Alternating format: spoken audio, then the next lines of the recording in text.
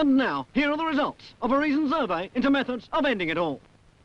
If you should get the urge to throw in the sponge by jumping out of the window, the ground floor is not recommended. Or if this is more your style, an electric cooker may disappoint you, not recommended. Or for those most romantically inclined, a disused railway line is definitely not recommended. No, for a reliable, tested way to end it all, choose a wet day and drive too close to the car ahead. You needn't go too fast. It needn't be too wet. For effective suicide, drive close in the wet.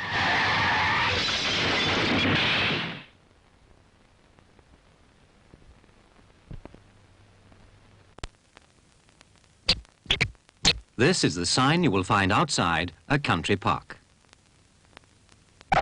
What is a country park? A country park is a leisure area to which you and your family can drive.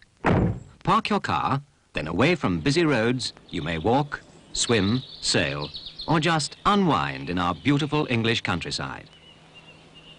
Visit a country park at your leisure. Oh, and why not take a picnic? If you thought joining a motorway was a bit of a gamble, you're wrong. All it takes is an early look back for a clear, safe space to slip into. Another look as you come alongside the traffic. And as the space comes by, accelerate smoothly. Slip into it safely. You don't gamble on a motorway.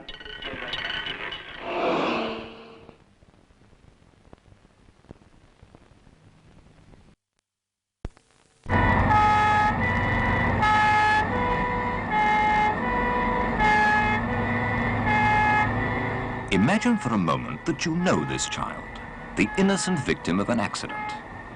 A transfusion is needed urgently. Just suppose the hospital didn't have the blood. Then you'd volunteer, wouldn't you? Straight away. As it is, the life of this child will be dependent upon complete strangers, the regular blood donors who give blood twice a year.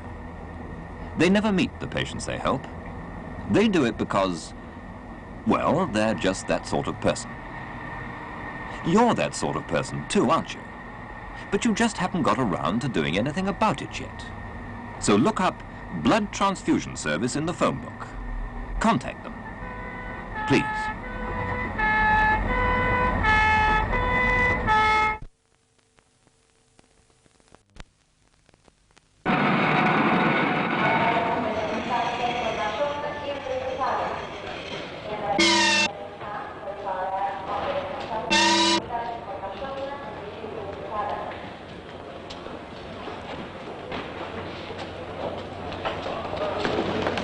May I have a word with you over here, please, madam?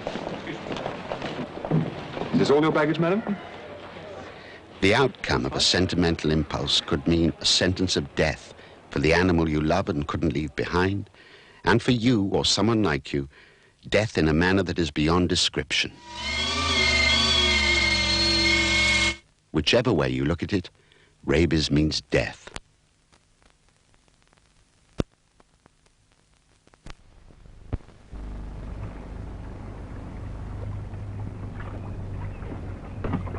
There's Don Barker. Oh, he looks terrific in his new outfit. Wonder if he'd give me a lift into the village. Not a bad excuse for you to get your arms round him. You know Don won't give anyone a lift, not even a short one, if they're not wearing the right kit. How about that? And what about the rest? It just won't do. Well, what more can the man want? That.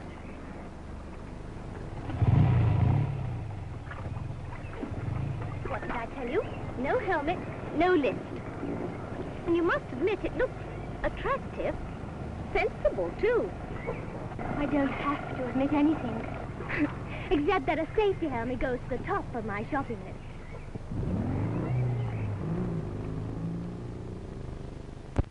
Complete the picture with a helmet.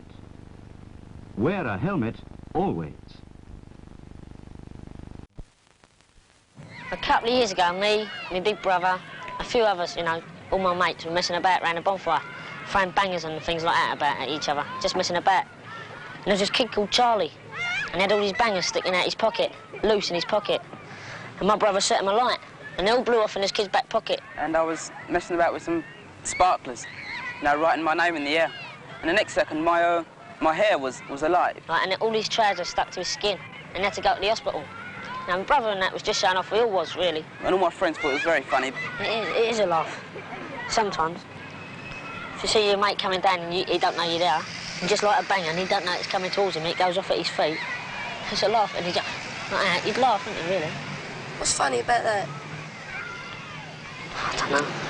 Do you think your brother would have done it if he'd have been on his own with Charlie? Not my brother, not really. Why not? Why wouldn't you have done it?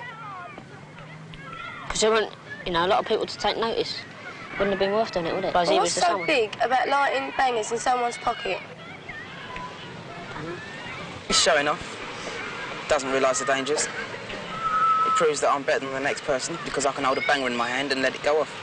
But, I mean, does it mean that someone's actually got to go through a really bad accident? I mean, there's some people really get burnt up bad for it all, and some kids die for really bad, you know, burns and scar and everything. So they've got to go all through that before they're going to learn not to muck about with fireworks. Don't you think it's just a waste of life? Everyone thought a banger would just go bang and scare people. No one realised what he could do. He must have known that, John. If he's got bangers and he's got a match and he lights bangers in somebody's back pocket, he must have known something was going to happen. But I would never do nothing like that now. Not after that. It's the same with most kids. It's not until you have been badly burnt or had a very bad experience with fireworks that you realise how dangerous they are. They really can hurt. Bangers and rockets.